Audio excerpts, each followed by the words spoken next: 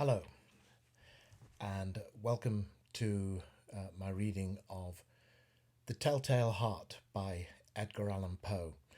This is, you might say, to some extent by popular demand, since I launched the YouTube channel and I started out with my reading of Mary Shelley's Frankenstein. Of course, in the comments, people have been asking about Poe, Poe, Poe, Poe, Poe, among other things. So I'm doing it. Now, I should comment that I have already recorded The Telltale Heart elsewhere. Those of you who are familiar with the Spine Chillers series will know about that. This is volume 1 of a 13-volume series of my reading of classic horror stories. And the Telltale Heart appears. I don't know whether you can, maybe too dark to see that up close, but the Telltale Heart appears on volume 1. And since we're doing the shameless plug department, all of the Spine Chillers also available in a box set, which is all 62 stories and 11 poems collected on 38 CDs, with guest readings by, as you can see there, Robert Englund and Jeffrey Combs, and available at very reasonable prices on my website. Also available at Amazon. If you go to my website, they'll come to you signed as CDs. The box set available at Amazon. You can also get the stories as downloads at Audible, iTunes, Amazon, and the Renegade Arts Entertainment website. So that's all of that. I will say that the version that you hear on Spine Chillers is very different from what you're going to hear now. A little bit of brief history. The very first Spine Chillers we did was an audio-visual Spine Chillers of H.P. Lovecraft's The Outsider, which I put together with my sadly late colleague Tony Luke and my producer Alexander Finbow, with sterling help from other Renegade members Dan Woods and Liz Dodsworth. And I narrated The Outsider. I was filmed against green screen, then taken as an element mixed with illustration and a little bit of animation to tell the story. And so that's available also at my website and elsewhere as a short DVD. From that grew the idea of doing the audiobooks, but while we started on the audiobook cycle, I also began preparing what would have been the second audiovisual Spine Chillers, which was The Telltale Heart, and it was completed.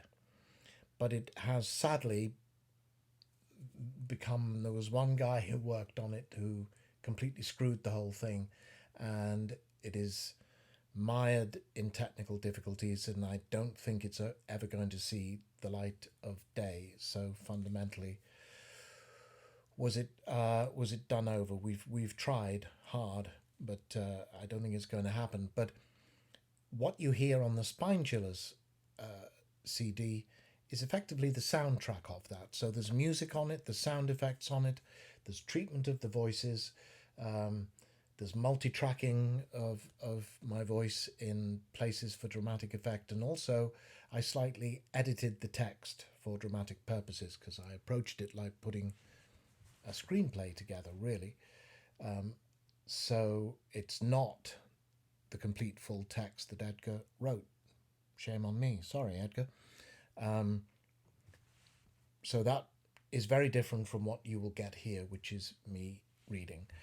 Also on Spine Chillers, each volume has an introduction by me. So I've already talked at great length about Poe's biography, and on volume 1 I've also talked in some detail about the Telltale Heart itself. So very briefly here, I mean, Poe, born in 1840 in Boston. Within a year, really the tone of his life has been set. His father has abandoned The family and his mother is dead, and he is adopted in not very happy circumstances. And we know the details of the death of his young wife and a life of ambition thwarted and dreams unfulfilled. One of my favourite Paul Simon songs is an American tune in which he writes, um, I don't I don't know a soul that's not been battered. I don't have a friend who feels at ease. I don't know a dream that's not been shattered and driven to its knees. And among many, many other things, when I hear those extraordinary lines by Paul Simon, uh, I often think of Edgar. Now, Paul Simon goes on to say, but it's all right. It's all right. We've come so far so well. And in spite of all the misery that attended Edgar's life, and it was substantial, his genius shines through undimmed. He died in 1849 in Baltimore in mysterious circumstances that I don't think will ever be explained fully, except to shout loudly from the rooftops that he did not die drunk in the gutter. Stop saying that. And 170 years on from his death, his popularity and his influence remain undimmed. The Telltale Heart was first published in 1843 in a magazine called The Pioneer, published in Boston and Philadelphia. When it was first published, I haven't mentioned this before, it had a quatrain at the beginning of it from a poem called The Psalm of Life by Henry Wadsworth Longfellow. And it reads like this: Art is long and time is fleeting, and our hearts, though stout and brave, still, like muffled drums, are beating funeral marches to the grave. In later editions, and the story was revised and reprinted as soon as 1845, just 2 years after its first publication in the Broadway Journal, Poe had dropped that quatrain, apparently because he believed that it may have been plagiarized. I don't know that there's any evidence for that. But I think it's very telling in that idea, if you bear this in mind as you listen to the story of the muffled drums beating funeral marches to the grave. It's very powerful, I think. One other thing I will say in relation to this, in my introduction to Mary Shelley's Frankenstein, I talked very briefly about the unreliable narrator. And I said that Poe uses that device a lot. And this is the unreliable narrator on steroids. At the outset of the story, the whole story is a response to some question, allegation, or observation made off screen by the people sitting where you are on the other side of the camera. We have no idea who they are. We have no idea where we are. But it's evident that before the story begins, somebody has said, you seem very nervous and we think you're mad. And the narrator responds. Is it the police officers from the story? Is he in a police station being interviewed about the events of the night? Is he in a hospital? Is he at home? Is he in a mental hospital? Are we in the house of the old man with the detectives questioning him since when he goes doolally at the end of the story? We have absolutely no way of knowing. We don't know anything about the old man. We never hear his name. We don't know what he does. We don't know what the relationship between the old man and the narrator is. We only know that the old man is old and has a very strange eye. And he's quite well off. He's got gold and treasures, we're told. And the narrator, we know nothing at all about. We don't even know that it's a man. We will assume that. We do assume that, I think, because we don't expect women to be doing this kind of thing. Um, but there's absolutely no evidence in the story to tell us that it's a man. We don't know anything about his living circumstances. We don't know how old he is. We don't know where the story is set. We don't know what the relationship between the narrator and the old man is. Some people have suggested the old man is his father, is his landlord. We don't know. We have no idea. I think it's very deliberate on Poe's part that he keeps all of this completely shrouded in mystery. And then, of course, the final brilliance of the device that Edgar uses is that the entire story is this response to this accusation or question. And it is a completely mad, implausible story that the narrator tells his interlocutors in order to demonstrate how sane he is. I think, particularly when you think about what's going on at the end of the story, I think there's very good reason to suggest that none of this ever happened, and it's all taking place in the narrator's head. I can't prove that. We don't know. Anyway, enough from me. I think it's time we heard from Mr. Poe. So, this is The Telltale Heart by Edgar Allan Poe.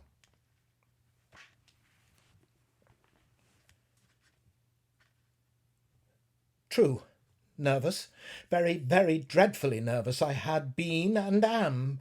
But why will you say that I am mad? The disease had sharpened my senses, not destroyed, not dulled them. Above all was the sense of hearing acute. I heard all things in the heaven and in the earth. I heard many things in hell. How then am I mad? Hearken and observe how healthily, how calmly I can tell you the whole story. It is impossible to say how first the idea entered my brain, but once conceived, it haunted me day and night. Object there was none. Passion there was none. I loved the old man. He had never wronged me. He had never given me insult. For his gold I had no desire. I think it was his eye. Yes, it was this. He had the eye of a vulture, a pale blue eye with a film over it, and whenever it fell upon me my blood ran cold, and so by degrees, very gradually, I made up my mind to take the life of the old man and thus rid myself of the eye forever. Now, this is the point. You fancy me mad. Madmen know nothing. But you should have seen me. You should have seen how wisely I proceeded, with what caution, with what foresight, with what dissimulation I went to work. I was never kinder to the old man than during the whole week before I killed him. And every night, about midnight, I turned the latch of his door and opened it. Oh, so gently.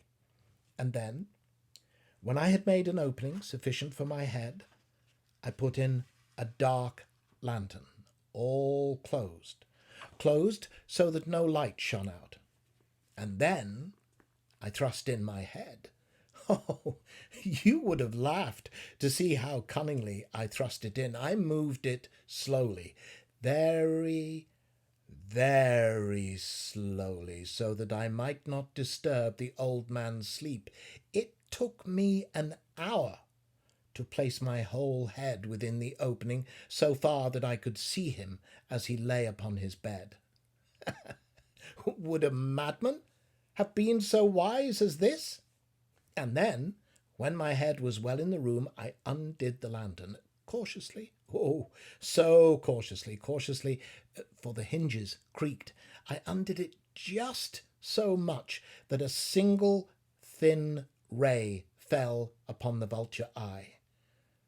And this I did for 7 long nights, every night, just at midnight. But I found the eye always closed, and so it was impossible to do the work, for it was not the old man who vexed me, but his evil eye. And every morning, when the day broke, I went boldly into the chamber and spoke courageously to him, calling him by name in a hearty tone and inquiring how he had passed the night. So you see, he would have been a very profound old man indeed to suspect that every night, just at 12, I looked in upon him while he slept. Upon the 8th night, I was more than usually cautious in opening the door. A watch's minute hand moves more quickly than did mine. Never before that night had I felt the extent of my own powers, of my sagacity. I could scarcely contain my feelings of triumph. To think that there I was, opening the door little by little, and he not even to dream of my secret deeds or thoughts. I fairly chuckled at the idea, and perhaps he heard me, for he moved on the bed suddenly, as if startled. Now, you may think that I drew back, but no. His room was as black as pitch with the thick darkness, for the shutters were close fastened through fear of robbers, and so I knew that he could not see the opening of the door, and I kept pushing it on, steadily. I had my head in, and was about to open the lantern, when my thumb slipped upon the tin fastening, and the old man sprang up in bed, crying out, "Who's there?" I kept quite still, and said nothing. For a whole hour I did not move a muscle, and in the meantime I did not hear him lie down. He was still sitting up in the bed, listening, just as I have done, night after night, hearkening to the death watches in the wall.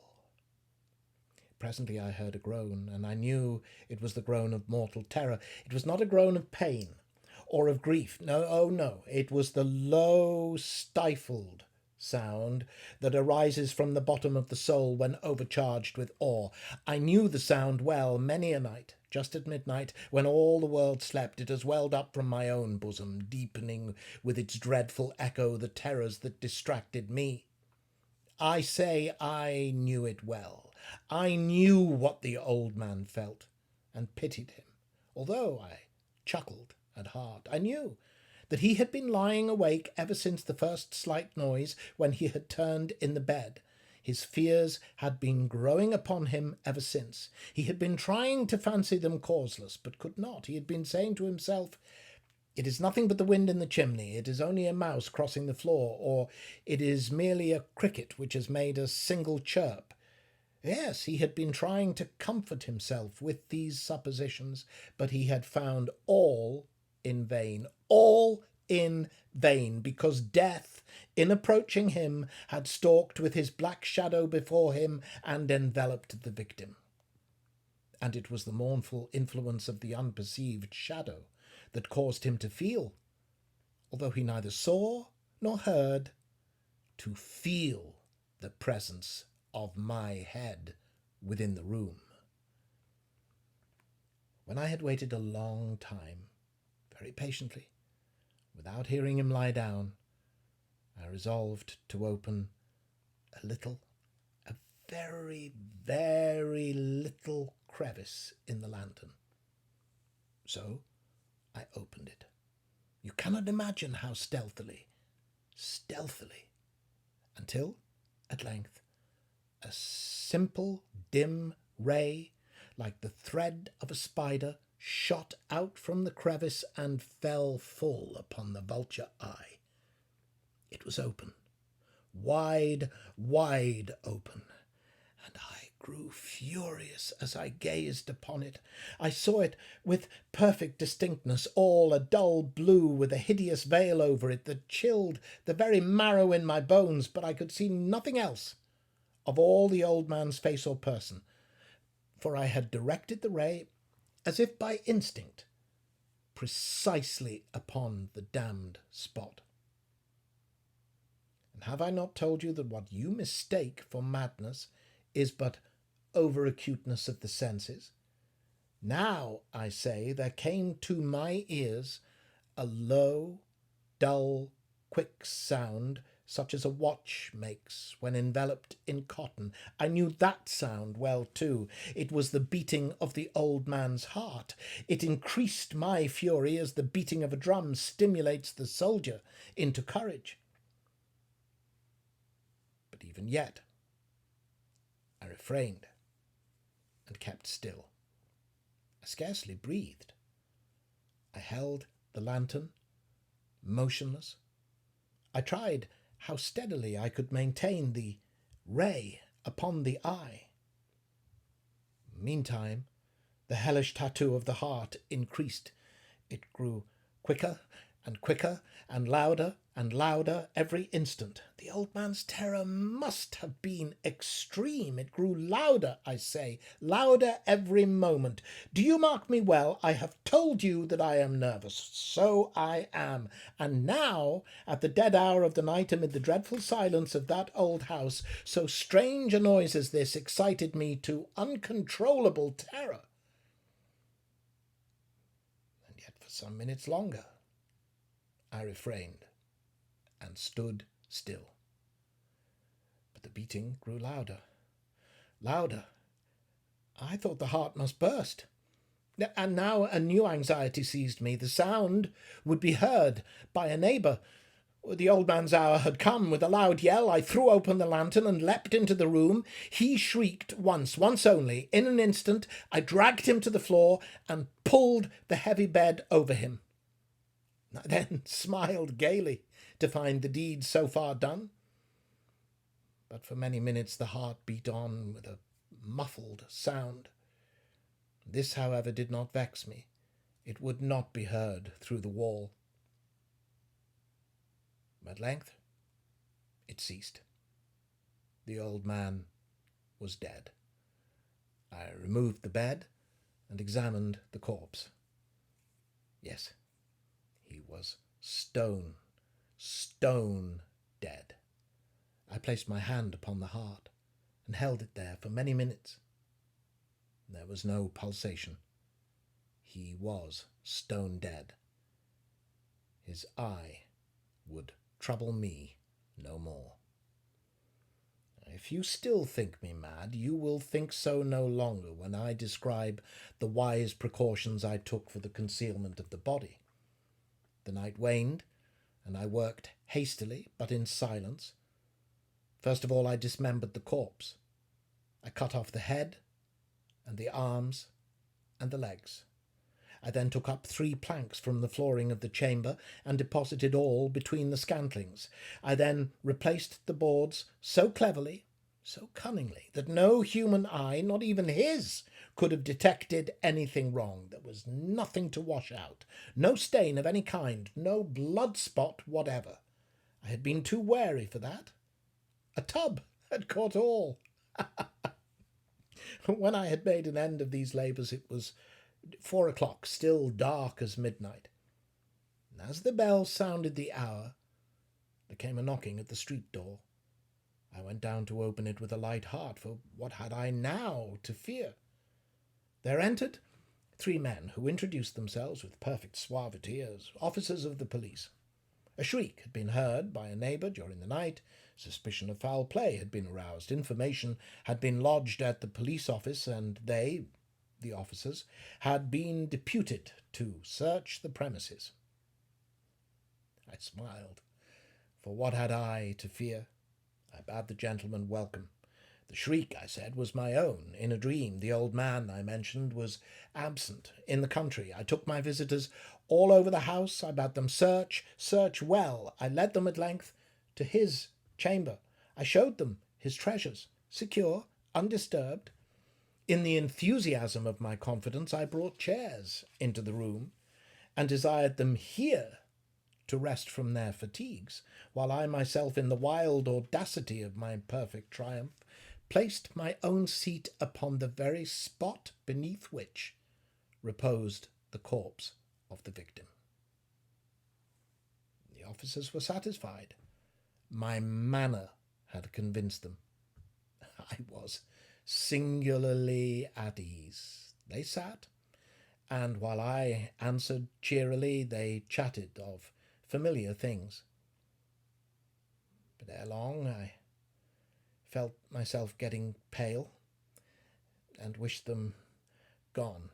My head ached, and I fancied a ringing in my ears, but still they sat, and still they chatted.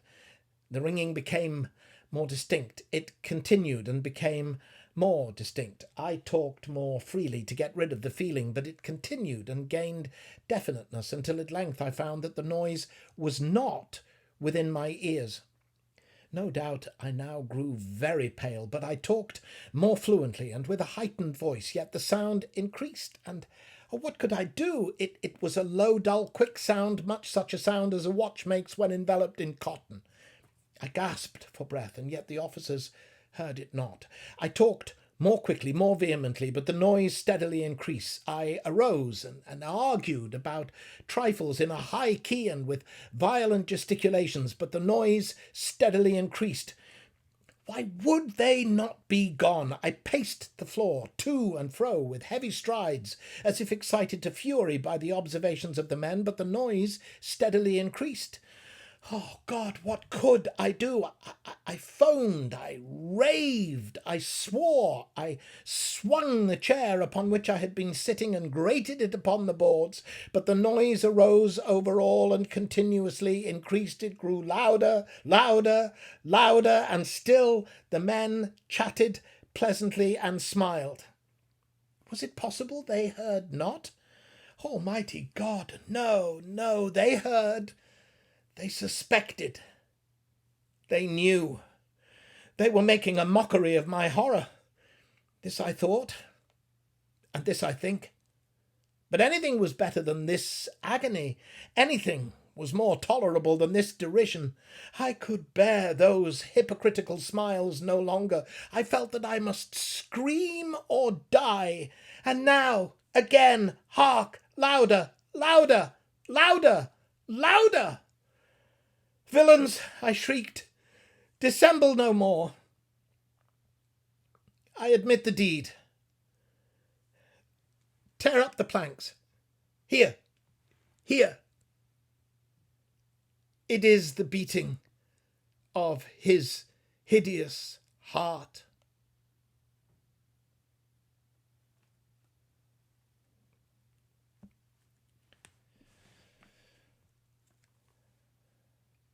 Thank you for watching, and thank you for listening.